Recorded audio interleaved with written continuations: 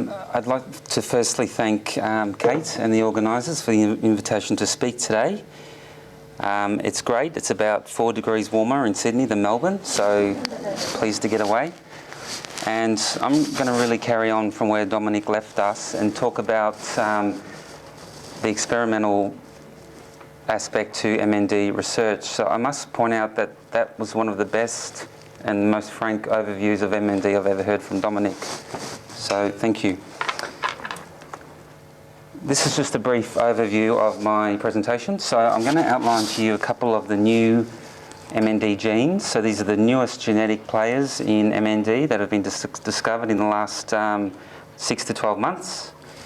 I'll give you an update on drug trials which are related to these genetic discoveries in MND. I will touch briefly on stem cell trials in MND. And most importantly, I'll finish off with some of the MND research, the cutting edge research we're doing at the Florey. So I'll start off with this graph here. This is from the second reference that Dominic mentioned. And this, to me, this is an infamous graph. This is when I take on a new student, I present them with this graph and I tell them, in this case, there was a 3-month extension in survival of MND patients on riluzole. And I tell my students that this is what we seek to improve. This is the challenge, is to get beyond the effect of riluzole. And I've just sketched on here some of the predicted effects. So if we have a treatment that is symptom modifying, we would expect an increase in survival that would be intermediate. But what we're really trying to attempt to find in the lab is what we call a so-called disease-modifying treatment. So this to us translates as an effective treatment. This is something which will attack or address the underlying biology that goes wrong in MND. And of course, the gold standard that we're working towards is a cure. So we want to flatline these survival curves. So I just wanted to touch on a couple of factors. So 2 questions I get as a researcher from patients and their families is, what caused my MND and why can't you cure it yet? And I just wanted to outline to you 4 reasons why I think there's been limited progress in the discovery of effective treatments for MND. And this overlaps with what Dominic told us in the previous presentation. So first of all, we should not think of MND as a singular disease. And I've just arbitrarily shown here that we know that this disease manifests differently and uniquely in patients. So we know that roughly a third of people experience a bulbar onset MND, roughly a third experience arm onset, and a third leg onset. So we call this clinical heterogeneity, or this clinical variation. So this is not a singular disease. And it is not surprising that clinical trials have failed because we have a mixture of patients enrolled in these studies. The second point, which has already been raised by Dominic, is that this disease progresses differently. And this is just a simplification of a survival curve of patients. And we know that in most cases, progression to death can be quite rapid, and this is the classic form of MND, which we call ALS. And we also know of other forms which are relatively benign, and we refer to these as slowly progressive. So PLS and PMA may be examples of these. The third aspect of this is that MND looks different under the microscope. So shown here are some sections from spinal cord, and these are motor neurons. So these are the nerve cells that are affected. They die in MND, and they've been stained for a molecule called TDP-43, and I'll be talking about that later on. And we can see in the first panel that we have this is a healthy motor neuron, and TDP-43 normally lives in the center of the cell. And then we have 3 examples of TDP-43 pathology. So you can see that this molecule begins to clump abnormally and it gets sequestered outside of the center of the cell. The second factor, I think, which is hampering progress in terms of the search for therapeutics and treatments is that, and if I wave my hand around here, so we have this multifactorial cause of MND. So what is MND? MND to me is an equation of maybe 3 or 4 factors, and the most solid of these is the genetics. The second of these is lifestyle or environment, and the third of these is ageing. So ageing is a very important, in fact it's the most established risk factor for MND. And there's possibly a fourth sphere, which could be stochastic, meaning chance. The third reason could be perhaps we do have effective drugs, but they're simply administered too late. And this is, again, a simple graph showing the decline of the motor neurons in MND. And it reaches a certain threshold in which you get disease onset and you get a diagnosis, and then you get increasing disability as you lose your motor neurons. So the problem currently is that the drug trials are focused on this end of the spectrum. And the gold standard in MND at the moment, aside from finding a treatment, is to find what we call a biomarker. So a biomarker is a chemical or a signature that can be detected as, and it's a marker of disease activity. So if we could find a biomarker that could precede clinical diagnosis by examination, we could shift the diagnosis to the left, and therefore we could potentially administer drug trials and offset the loss of motor neurons and therefore delay disability.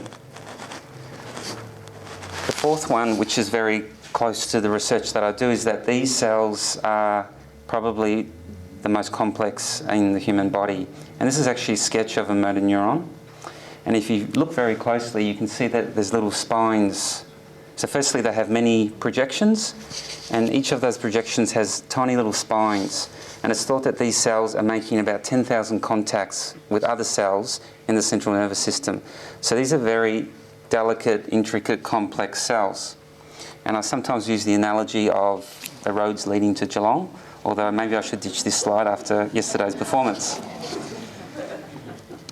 So I like to simplify motor neurons using this diagram here. So here's a schematic of a motor neuron. This is the end in the spinal cord or brain, and this is the end in the muscle.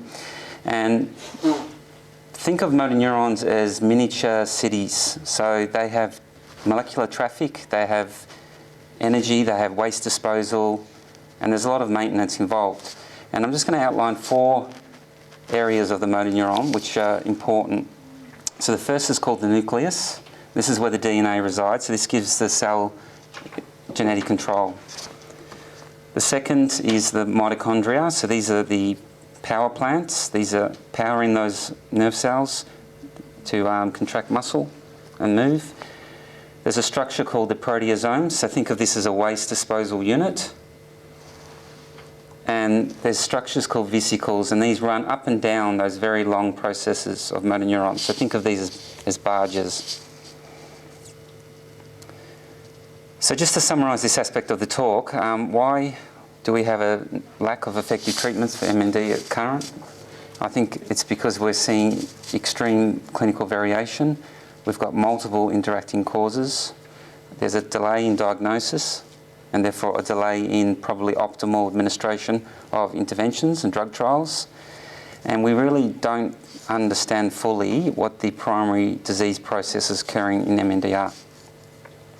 So how can we begin to get at these problems?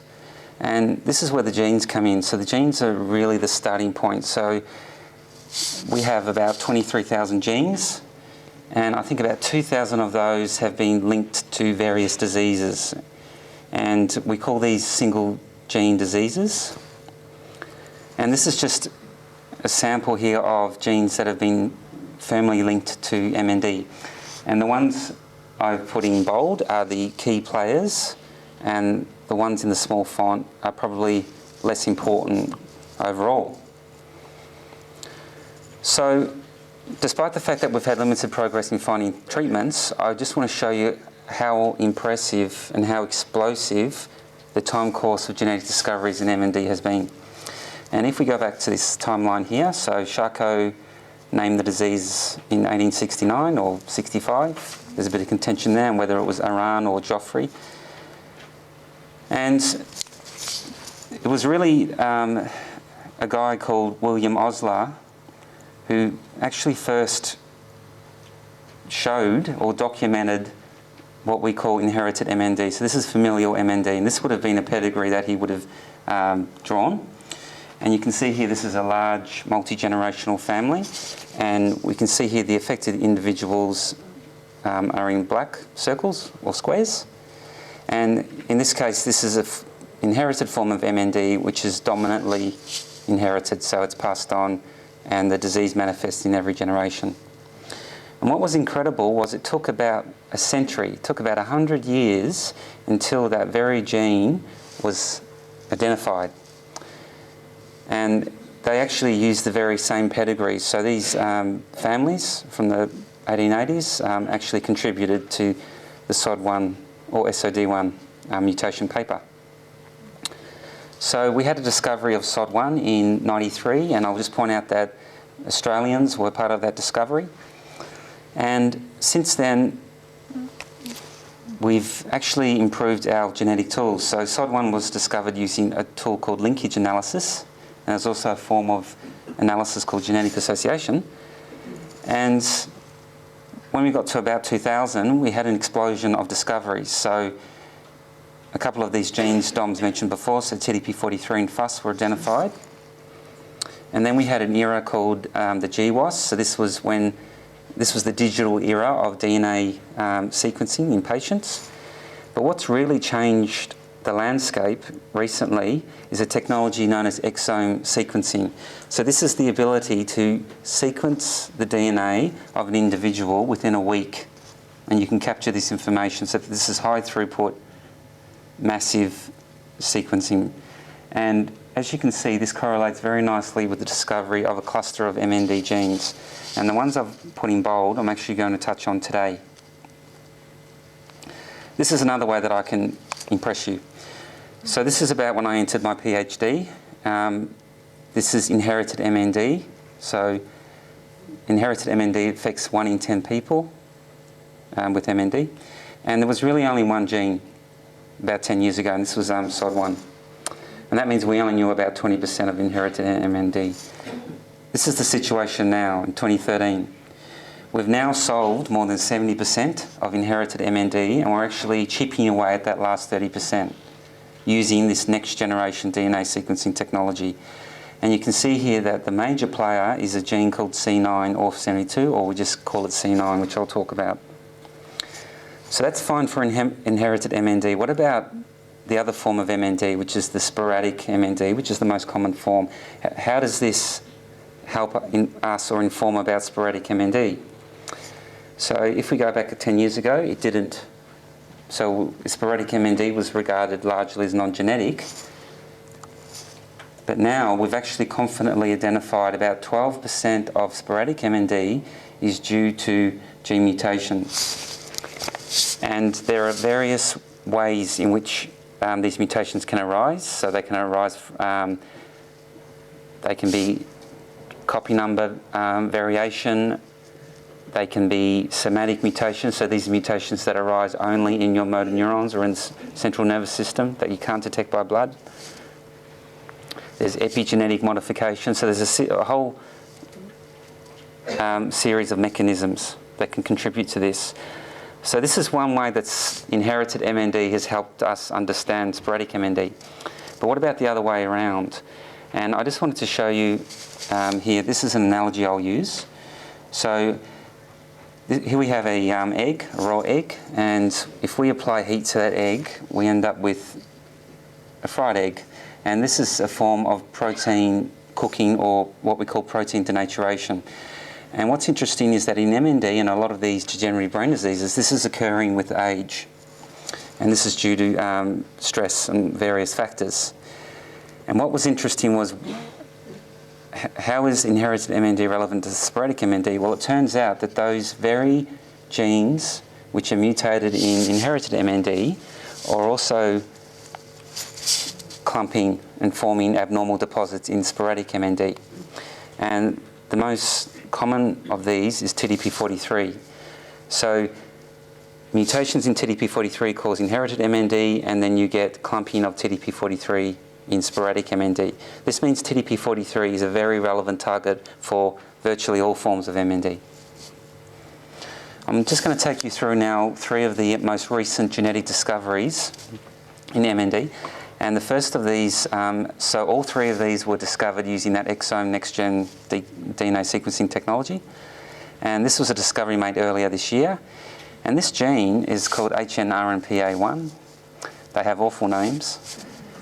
And the reason why they found this gene was it's actually similar to TDP43. So TDP43 ushered in a new discovery of genes that were related to TDP43 function. So here we have a family with dominant MND. It's being transmitted. And they discovered mutations in this gene. And this gene actually is involved in the quality control I was mentioning before, the genetic control. So this gene influences other genes. And if we have a look here, these are motor neurons. This is the normal form of the HNRNPA1, and it sits in that nucleus that I told you about. And if you examine MND cells or nerve cells, you can see that it begins to depart from the nucleus and it abnormally clumps in the cell. Why is this significant? Well, this gives us great evidence, or further evidence, that abnormal genetic quality control in motor neurons can be a cause of MND.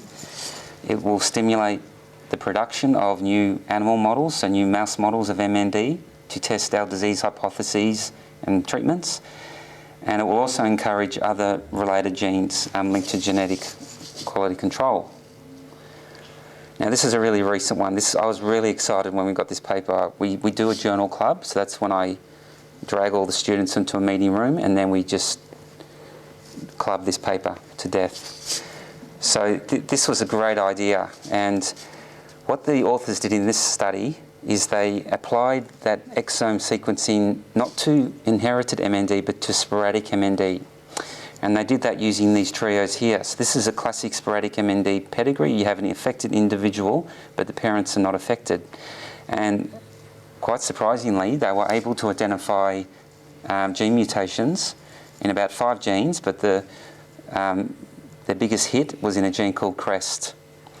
And the mutations in this gene affect the influence of this gene on other genes that control motor neuron growth. And what was really neat about this study is that they then sequenced their inherited MND families and they found mutations in this. So this is an example where sporadic MND is informing on inherited MND.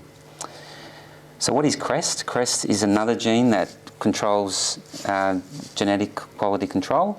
And this is an example of what happens when you express abnormal CREST. So this is a motor neuron. As you can see, it's got very delicate, long processes. And this is an example of what CREST, the mutation in CREST does. So it actually stunts the growth of that motor neuron.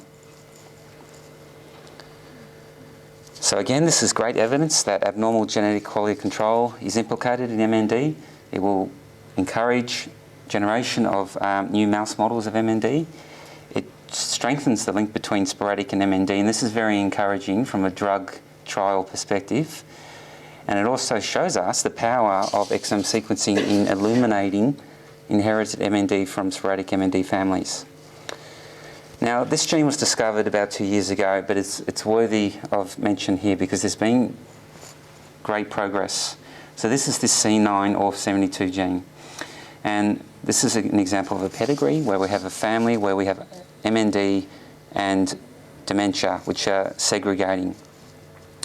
And this mutation is quite unique because it's not a mutation like the previous 2 genes. So what we know about C9 is it has a region of a repeat, and we call this a genetic stutter. And in normal individuals, there's about 20 repeats. In MND patients, it is now being reported that there can be up to 6,000 repeats of this sequence in this gene. As Dom touched on before, there was a great science paper, as I've mentioned here, where it's now been shown that the cell attempts to express a protein from this repeat, and this protein is toxic and it forms these clumps. You can see these clumps clustering within those motor neurons. So C9 is probably the milestone landmark discovery of MND in recent time because it is the most common genetic form, accounting for 40% of inherited MND and about 5 to 8% of sporadic MND. This is great news for diagnostics because a test is now being rolled out and it's in routine use. And what this will do, it will enable us to diagnose MND early and begin to do our intervention studies at an early phase. This is a very common and relevant target for therapy. And there's actually a therapy called anti-C9 in development. So this is a therapy which is, think of it as an anti-gene therapy. It can shut down production of C9. So I think what I've shown you here is that we now have identified many MND genes, and when you first glance at this, it looks like a mess, and they look disparate, disorganised. But what you can actually do is you can begin to align them according to these 4 different functions of motor neurons. And what this does, it actually points to us where the biology is going wrong in the motor neurons, and therefore potential treatment targets. So I'm just going to move on now to what's hot in clinical trials for MND. So this morning I actually did another search to make sure this is accurate. So there's a great website called clinicaltrials.gov and also the ALS TDI website. And what I can tell you is that if you plug in ALS, don't plug in MND, you'll actually get 74 hits. So these are worldwide clinical trials in MND going on now as I speak. 50 of these are interventional studies, and 25 of these involve drug administration, and 8 of these involve some form of stem cell therapy. So this is very encouraging. I just wanted to tell you quickly about the clinical trials. How do they work? This is the phase that my lab is really focused on. So we don't deal with humans, we deal with mice and rats, and I'll show you some results towards the end of my talk. But this is the most important phase. This is when you want to have a strong biological premise, which is the first point that Don was talking about before. So what we do is we undergo a period of preclinical drug testing where we show efficacy or effectiveness in an animal model. Phase 1 is a safety trial in normal individuals. So these are healthy subjects, they're administered the drug, and it's usually short duration and small sample size, 12 to 40 people. Phase 2 involves dose escalation. So this time it involves a small cohort of MND patients, and this is looking for safety, tolerability, and an optimal dose. So this is a dose ranging study. Phase 3 is always the most exciting one. This is the efficacy. This is the business end of the clinical trial. This is usually a large international multi-centre clinical trial involving large numbers of MND patients, and you're looking for efficacy or effectiveness. I just want to point out that Australia is very proactive in clinical trials, and I've just listed a couple of hospitals or centres here. I think Randwick and potentially Macquarie might be included in the New South Wales arm. And what I've done here, I've listed current drug trials in MND and which stage they're up to and when they're due for completion. So this is really highly anticipated. And I'm going to talk to you today about 3 of these which I've highlighted in bold. And the first one is called, I'm happy to discuss these in detail with you after, but if we just focus on these 3, the first one is called an anti-gene therapy. So I told you before that SOD1 was discovered 20 years ago. There are many families around the world.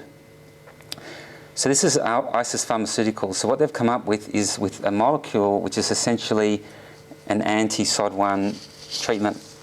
And the drug looks like this. It's almost like an anti-DNA. And what it does, it can bind and neutralise SOD1.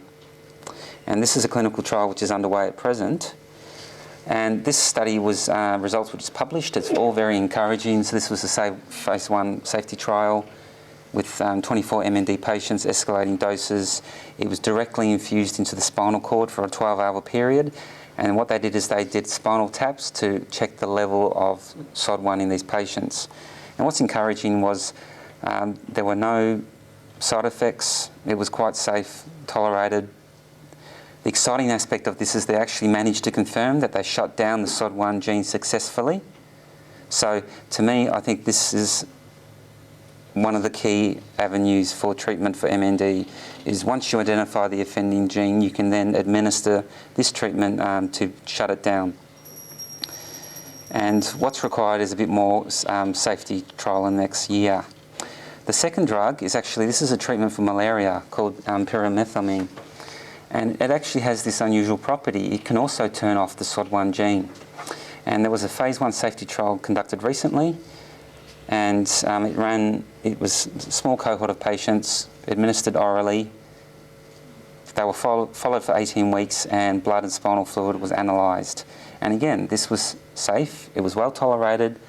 They confirmed that the SOD1 gene was successfully shut down, and there's actually a phase 2 trial underway as we speak. The third drug that I'm going to talk about, Dom's touched on, this is the Nogoa antibody. So what happens is in MND, the muscles begin to secrete a factor called Nogoa. And it's called Nogoa because it actually collapses those long processes that I showed you before in nerve cells. So it causes them to retract at the muscle end. So the idea here is to immunise people against this molecule.